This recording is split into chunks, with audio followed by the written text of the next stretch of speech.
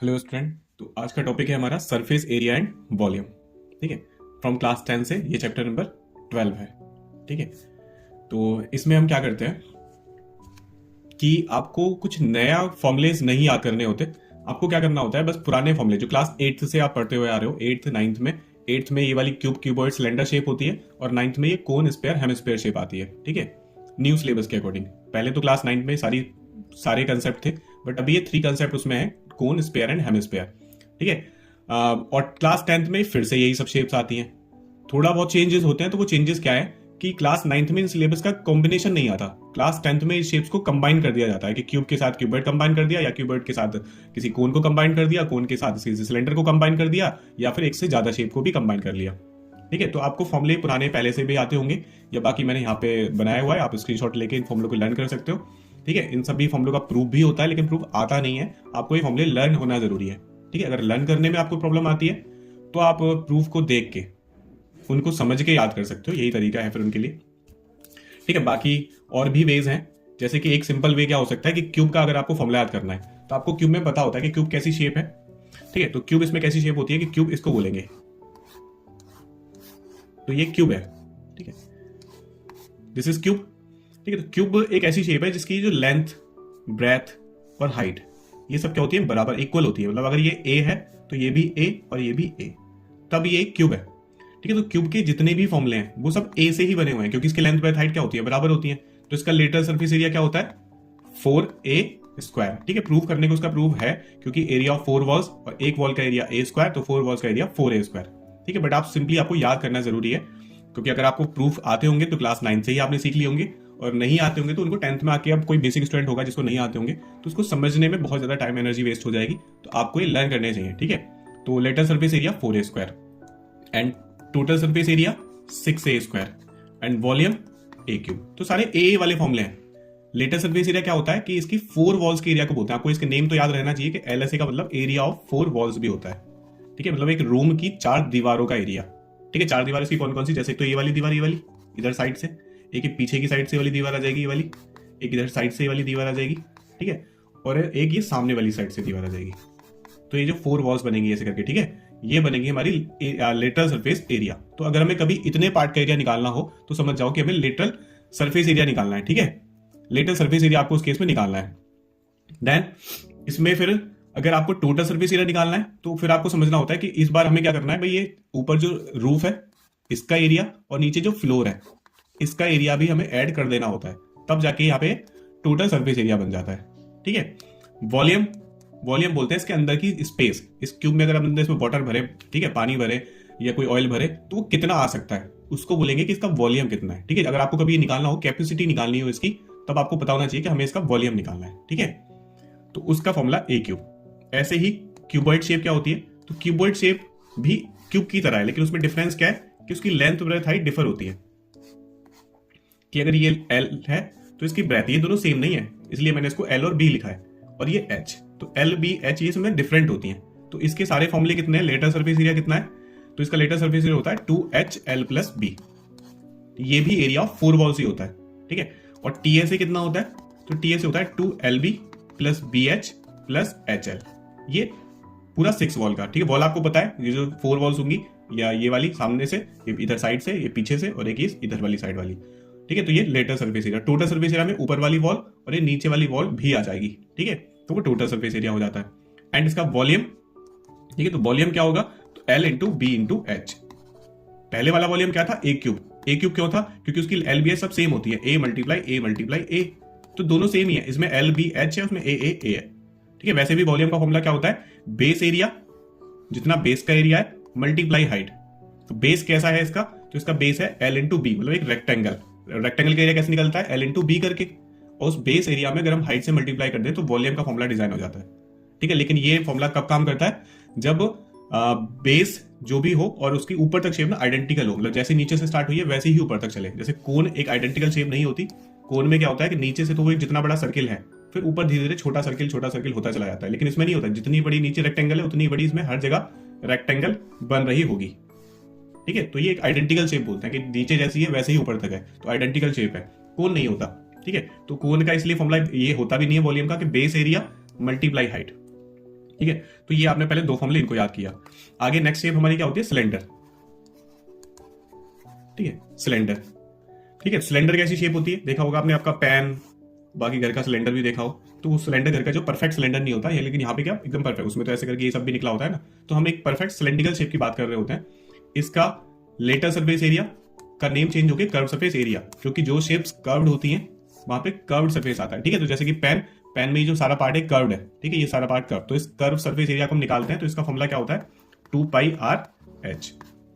और total surface area में क्या होता है कि 2πr/h तो पहले से है ही, प्लस 2πr² और ऐड हो जाता है, तो 2πr/h हम कॉमन लेके h प्लस r इसका फॉर्मूला बन जाता है। तो मेन फॉर्मूला बुक में आपको ये देखने को मिलेगा, लेकिन अगर आप याद करते हो समझ के, तो इसमें कर्व सरफेस एरिया में अगर हम दो सर्किल का एरिया और ऐड करते हैं, दो सर्किल क्यों करते हैं ऐड, क्योंकि नीचे वाला ये एक सर्किल और एक ये ऊपर वाला सर्किल, इन दोनों सर्किल का एरिया हम ऐड कर देते हैं, तो हमारे टोटल सरफेस एरिया बन जाता है। और कर्व सरफेस एरिया कितना होता है, केवल इतने कर्व्ड वाले पार्ट का एरिया को, ठीक है, ये जो जितना भी कर्व्ड वाला पार्ट होगा इसके पार्ट के एरिया को हम बोलेंगे कि this is curve surface area. ठीक है, टोटल सरफेस एरिया में ये दोनों भी ऐड हो जाते हैं। ओके, देन इसके बाद में इसमें क्या होगा और कि इसका वॉल्यूम, तो वॉल्यूम कितना होगा, तो वॉल्यूम इसका होता है πr²h। ये भी एक आइडेंटिकल शेप है, इसलिए base area multiply height. Base area क्या, सर्किल का एरिया कितना होता है πr², तो πr² मल्टीप्लाई h। ठीक है, ये सिलेंडर के फॉर्मूले आपको याद हो जाते हैं ऐसे करके। देन कोन कितना होता है, कोन बताया था एक आइडेंटिकल शेप नहीं होती, इसलिए इसके फॉर्मूले आपको, इसमें क्या होता है, स्लैंट हाइट होती है, ये वाली रेडियस होती है, और एक ये हाइट होती है। ठीक है, परपेंडिकुलर हाइट, ये क्या होते हैं, राइट सर्कुलर कोन होते हैं हमारे सिलेबस में। ठीक है, तो इसमें इसका CSA कितना होता है, πrl। ठीक है, एंड TSA कितना होता है इसका, πrl प्लस πr²। इसमें एक सर्किल और ऐड हो जाता है, तो कर्व सरफेस एरिया तो इससे निकलता है। ठीक है, इसको फॉर्मूला कैसे बनता है वो सब कुछ था, पर आपको इतना बता देते हैं जो क्वेश्चन में भी काफी इंपोर्टेंट होता है कि कोन को बनाने के लिए एक हमें किसकी जरूरत होती है, एक सेक्टर की नीड होती है। सेक्टर से कोन बनता है, तो सेक्टर से ही इसके फॉर्मूले बनते हैं कि कर्व सरफेस एरिया कितना होगा। ऐसे ही जो सिलेंडर होता है, सिलेंडर बनाने के लिए ना एक रेक्टेंगुलर शीट की नीड होती है, क्योंकि रेक्टेंगुलर शीट को जब हम फोल्ड करते हैं तो एक सिलेंडर बन जाता है। ठीक है, तो इसके फॉर्मूले से बने होते हैं कि भाई कोन के फॉर्मूले किससे बने हैं, एक सेक्टर से, एंड इसके जो सिलेंडर था, सिलेंडर के फॉर्मूले किससे बनते हैं, एक रेक्टेंगुलर शीट से। ठीक है, इस रेक्टेंगुलर शीट का तो एरिया हमको पहले से आता है ना, लेंथ इनटू ब्रेथ, और इसका एरिया भी हम निकाल सकते हैं, लेकिन इसका area related to circle chapter में हमने पढ़ा था, एक सेक्टर का एरिया भी वैसे निकल जाता है, तो उस चैप्टर में ही इसके क्वेश्चन इंपोर्टेंट होते हैं। TSA के बाद इसका वॉल्यूम कितना होता है, वॉल्यूम होता है इसका 1/3 πr²h। इसका वॉल्यूम उस फॉर्मूले से नहीं निकल पाया, बेस एरिया मल्टीप्लाई हाइट, तो इसका ना कंपैरिजन किया हुआ है कि अगर इसी हाइट का एक सिलेंडर होता और इतनी ही रेडियस का एक सिलेंडर होता, तो फिर उन दोनों का कंपैरिजन कर लिया कि भाई अगर ऐसा कोई कोन है और ऐसा कोई सिलेंडर है जिनकी रेडियस और हाइट बराबर है, तो फिर उसमें जो कोन होगा उसका एरिया कितना होगा, सिलेंडर के एरिया का 1/3। ठीक है, तो ये कंपेयर करके बना लिया सिलेंडर से इसका वॉल्यूम का फॉर्मूला। ठीक है, तो ये इसके कोन के फॉर्मूले बन जाते हैं, तो आप इसको याद रख सकते हो भाई, कोन का वॉल्यूम तो सिलेंडर के वॉल्यूम से याद हो जाता है, क्योंकि वो उसका 1/3 होता है। ठीक है, बाकी आपको उसका CS याद करना, फिर अपना नॉलेज से याद है ना, एक सर्किल हमें और ऐड करना है, काम हो एक सर्किल ही क्यों ऐड करते हैं इसमें, क्योंकि नीचे एक ही सर्किल होता है ना, सिलेंडर में तो दो थे, कोन में तो दो नहीं होते, ऊपर तो ऐसा बीक सी बनी होती है, चौंच बनी होती है। ठीक है, तो एक ही सर्किल होता है इसमें, इसलिए हम एक ही ऐड करते हैं इसमें। ओके, देन और शेप इसमें क्या होती है, कोन के बाद में कौन सी शेप थी, स्पेयर। स्पेयर एक सर्किल की तरह हम 2D शेप बनाते हैं, लेकिन एक्चुअल में सर्किल नहीं होता, ये क्या होता है, स्पेयर। जैसे फुटबॉल इसका एग्जांपल है, ठीक है, या क्रिकेट बॉल, ये सब, ये इसका बेस्ट एग्जांपल है। सर्किल और स्पेयर में काफी डिफरेंस है, सर्किल एक 2D शेप होती है और स्पेयर एक 3D शेप होता है। ठीक है, दोनों में काफी डिफरेंस है। ठीक है, तो इसका फॉर्मूले क्या होते हैं, तो इसका कर्व सरफेस एरिया क्या होता है, 4πr², और टोटल सरफेस एरिया क्या होता है, टोटल सरफेस एरिया भी 4πr² ही होता है, क्योंकि इसमें सारा का सारा पार्ट कर्व्ड ही होता है। ठीक है, इसलिए टोटल सरफेस एरिया और CS के दोनों बराबर होते हैं। और वॉल्यूम कितना होता है इसका, तो 4/3 πr³, ये इसका वॉल्यूम होता है। ठीक है, ऐसे ही हेमिस्फीयर के फॉर्मूले आप इसकी हेल्प से याद रख सकते हो। ठीक है, हेमिस्फीयर शेप क्या है कि जब सर्किल का एक आधा कर दे, पूरा सर्किल है उसका ऐसे हाफ कर दे, तो एक हेमिस्फीयर बन जाएगा। ठीक है, ऊपर वाली शेप इरेज होके हेमिस्फीयर बन जाएगी। ठीक है, तो हेमिस्फीयर के फॉर्मूले क्या होते हैं कि CSA कितना होता है हेमिस्फीयर का, तो CSA होता है जस्ट इसका आधा। ठीक है, मैंने इसीलिए इसको रखा है कि इसका आधा करना है बस आपको, 2πr²। TSA कितना होता है, 3πr²। ये दोनों सेम क्यों नहीं हुए, जैसे उसका सेम था स्पेयर का, उसका CSA TSA तो सेम था, हेमिस्फीयर का CSA TSA डिफरेंट क्यों हो गया, क्योंकि इसमें जब आप एक हेमिस्फीयर को ठीक से देखोगे ठीक है, हेमिस्फीयर को ठीक से देखोगे तो उसमें ये तो रहा कर्व वाला पार्ट, और ये उसमें एक फ्लैट पार्ट भी आ जाता है, मतलब एक एक्स्ट्रा पार्ट जो कि सर्किल के एक स्पेयर के पास नहीं होता। स्पेयर के पास तो पूरा कर्व पार्ट है ना, लेकिन हेमिस्फीयर के पास होता है एक फ्लैट पार्ट, इसलिए उसके फॉर्मूले में एक सर्किल का एरिया और ऐड हो जाता है। ठीक है, एंड वॉल्यूम कितना होता है, तो जस्ट इसका हाफ, ये 4/3 था तो ये हो गया 2/3 पाई आर क्यूब। ठीक है, ये सब इसके फॉर्मूले जितने भी इसमें यूज होते हैं वो तो ये रहे, ये आपको सब याद रखने होते हैं। इसके बाद में जो मेन क्वेश्चन इसमें आते हैं तो वो कैसे आते हैं इसमें, कि इसमें कोई भी सिलेंडर है, उसमें कोन को बोला कि आप ऐड कर दो, कोन को बोले कि एक साइड ऐड कर दो या फिर बोले कि दोनों साइड ऐड कर दो। एक सिलेंडर के दोनों साइड हमने कोन को ऐड कर लिया, ठीक है, और एक शेप बन गई। अब बोले कि इस शेप का ना आप या तो बोलेगा सरफेस एरिया बताओ, टोटल सरफेस एरिया बताओ, या वॉल्यूम। तो एक एक्सरसाइज में तो आपसे वो सरफेस एरिया पूछता है, 2 एक्सरसाइज में केवल, एक एक्सरसाइज में तो सरफेस एरिया के क्वेश्चन पूछता है और एक एक्सरसाइज में वॉल्यूम के क्वेश्चन पूछता है कि भाई जो कॉम्बिनेशन बना है ना शेप्स का, इसका हमें टोटल सरफेस एरिया बता दो या वॉल्यूम बता दो। ठीक है, तो सरफेस एरिया इसका कैसे निकालते हैं, तो सरफेस एरिया कैसे निकालेंगे, क्योंकि इसमें अब हमें सरफेस देखना है, तो इसका एक तो ये वाला सरफेस आएगा इसमें, ये वाला, और इसको हम क्या बोलते हैं, अगर आपने कोन के फॉर्मूले ठीक से याद किए तो इतने पार्ट को हम क्या बोलते हैं, CSA। तो ये आएगा, इसके बाद इसमें ये आ जाएगा। ठीक है, हम किसी शेप के अंदर नहीं जा सकते क्योंकि शेप कंबाइन है, जुड़ी हुई है, तो इसके अंदर ये सर्किल ऐड नहीं होगा कि आप बोले ये भी तो ऐड कर लो, तो ये नहीं, ये केवल सिर्फ एक शेप जो बंद होगी ऐसे करके कोई शेप होगी तो हम उसके अंदर थोड़ी ना जा सकते हैं। तो ये केवल बाहर का ये वाला सरफेस जो हमें दिख रहा होगा, जिसको हम छू सकते हैं, एक तरह से उतने पार्ट का ही एरिया हम निकाल सकते हैं, अंदर नहीं जा सकते उसके। ठीक है, तो एक ये वाला पार्ट का एरिया, और इसको क्या बोलते हैं कि this is CSA of cylinder. And फिर उसके बाद में ये वाला पार्ट आ जाएगा, इसको भी क्या बोलेंगे कि CSA ऑफ कोन।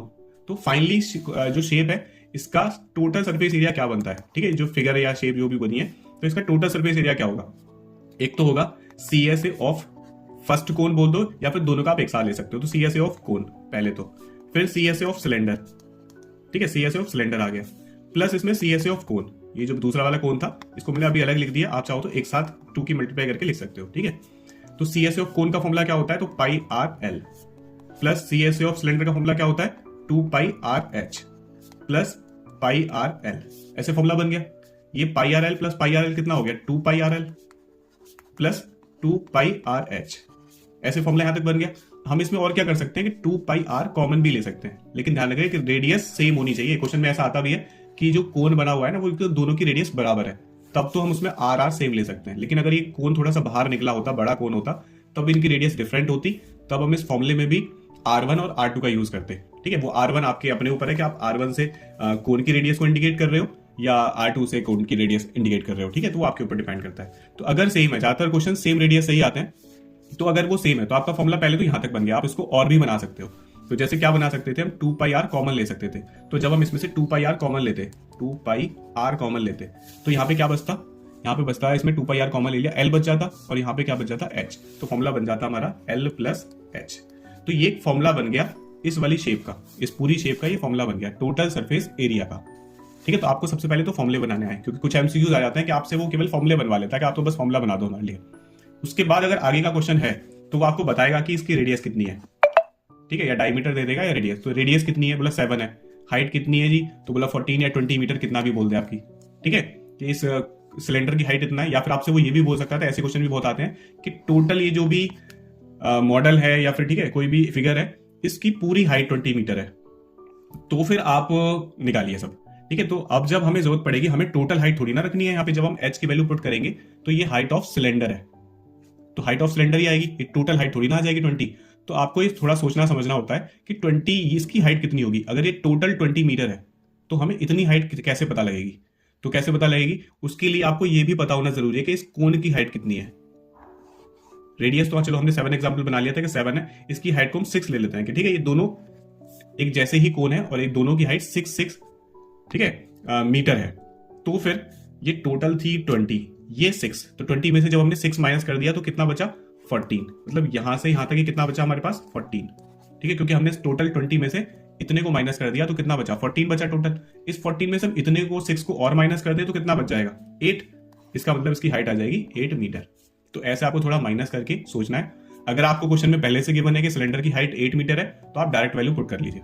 लेकिन अगर आपको पूरे मॉडल की हाइट ठीक है, जो भी ये कुछ है उसकी हाइट गिवन है, तो आपको ऐसे करके थोड़ा बहुत ही माइनस प्लस करने पड़ेंगे और तब जाके आपको अपनी डायमेंशंस निकालनी होंगी। ध्यान हमेशा रखना कि जब आप फॉर्मूला बनाओ तो आपको ये पता रहे कि h मतलब यहाँ पे हाइट ऑफ सिलेंडर है। ठीक है, इस बात को आप पहले नोट भी कर लेते हो, h for height of cylinder, l for slant height of cone, r for radius of cone and equals to radius of cylinder, दोनों इक्वल है। वो सब चीजें आप स्टार्टिंग में नोट भी करो ताकि आपको याद रहे और आप सही से वैल्यू पुट करो। और क्वेश्चन को केयरफुली पढ़ो कि हाइट ऑफ सिलेंडर गिवन है या हाइट ऑफ पूरा मॉडल गिवन है। अगर मॉडल गिवन है तो आपको निकालनी पड़ेगी पहले, लेकिन अगर सिलेंडर गिवन है तो आप डायरेक्ट वैल्यू पुट कर सकते हो। ठीक है, पुट करके हम सिंप्लीफिकेशन कर लेते हैं, आंसर्स निकल आते हैं। और इसी टाइप के इसमें कॉम्बिनेशन है कि कभी उसमें एक ऐसा इंपॉर्टेंट क्वेश्चन भी है कि उसमें क्या करता है कि एक क्यूब है, ठीक है, और क्यूब में वो क्या करता है कि एक हेमिस्फेरिकल डोम को ऊपर की साइड से बना लेता है। ठीक है, एक हेमिस्फेरिकल डोम बना ली, तो अब इसका टोटल सरफेस एरिया क्या होगा? तो इसका टोटल सरफेस एरिया कितना होगा कि पहले तो टीएसए ऑफ क्यूब आएगा पूरा। ठीक है, टीएसए ऑफ क्यूब आएगा, फिर टीएसए में से आप टीएसए मतलब आप समझते हो कि पूरा 6 वॉल्स का एरिया, लेकिन उसमें एक ये सर्किल तो होगा ही नहीं, क्योंकि तो उसमें या तो अगर डोम पहले से ऊपर लगी हुई है तो सर्किल वाला हिस्सा थोड़ी ना दिखेगा हमें। ठीक है, तो हमें माइनस करना होगा पाई आर स्क्वायर एक सर्किल को। उसके बाद लेकिन ये एरिया तो दिख रहा होगा, इसको तो हम छू भी सकते हैं, देख भी सकते हैं, ये तो एरिया बढ़ गया पहले से, तो इसमें प्लस हेमिस्फीयर का इतने पार्ट को क्या बोलते हैं? सीएसए, तो इसमें 2 पाई आर स्क्वायर और ऐड हो जाएगा। सीएसए कितना होता था? 2 पाई आर स्क्वायर। ठीक है, ये 2 पाई आर स्क्वायर इसमें और ऐड हो जाएगा, तो ये बनता है शेप का फॉर्मूला। आप इसको आगे भी सिंप्लीफाई करोगे, ठीक है, फॉर्मूला नहीं बना, भी एक स्टेटमेंट लाइन बनी है, तो टीएसए ऑफ क्यूब कितना होता है? 6a square minus pi r square और 2 पाई आर स्क्वायर, दोनों की रेडियस सेम है। इस बात को तो पढ़ना ही है हमेशा कि जो दोनों शेप्स हैं, दोनों की रेडियस सेम है या नहीं है। ठीक है, तो जो सर्किल है और हेमिस्फीयर है उनकी रेडियस तो सेम ही है। ठीक है, तो फिर माइनस पाई आर स्क्वायर और प्लस 2 पाई आर स्क्वायर, इनको सॉल्व करके कितना आ जाएगा? प्लस का पाई आर स्क्वायर। ठीक है, माइनस प्लस माइनस, तो प्लस का बड़ा है तो प्लस का आंसर आ गया। उसके बाद आगे कि ए और आर, इसको भी आप चेंज कर लीजिए। मतलब ए मतलब तो क्या होता है, इसकी ये जो लेंथ ब्रेथ हाइट सब बराबर होती है, तो इसकी जो ए होगी इसकी डायमीटर के इक्वल होगी, मतलब इसका जो ए है वो उसकी 2r के इक्वल है डायमीटर के। ठीक है, तो आपको अगर ये क्वेश्चन, इस क्वेश्चन को आपको r को चेंज करना है a में, तो आप यहां से r की वैल्यू निकाल के पुट कर सकते हो। ठीक है, या फिर अगर आपको चेंज करना है a को r की फॉर्म में, तो भी आप चेंज कर सकते हो, या आप a की जगह यहां पे 2r रख दो। ठीक है, और सॉल्व कर लो, तो आपका कितना आ जाएगा? पहले 6 और ये 4r square plus pi r square, ये 6 4 24r square and plus pi r square. R square common ले लोगे इसमें, ठीक है, आर स्क्वायर कॉमन ले लोगे तो 24 प्लस पाई, ये आपका फॉर्मूला डिजाइन हो जाएगा इन द फॉर्म आर। आप चाहते तो आर को ए की फॉर्म में भी चेंज कर सकते थे, उसके लिए आपको क्या करना होता है? आर की जगह कितना लिखना होता? आर की जगह लिखना होता a/2। ठीक है, वो आप चेंज कब करते हो? अगर आपको इस क्यूब की साइड गिवन है तो आप फिर इसको साइड की फॉर्म में चेंज कर लेते हो, आर को ए की फॉर्म में चेंज कर लेते हो। लेकिन अगर आपको इस हेमिस्फीयर की रेडियस गिवन है, तब आप साइड को रेडियस की फॉर्म में, मतलब तब आप आर की फॉर्म में कुछ ये फॉर्मूला डिजाइन कर लोगे।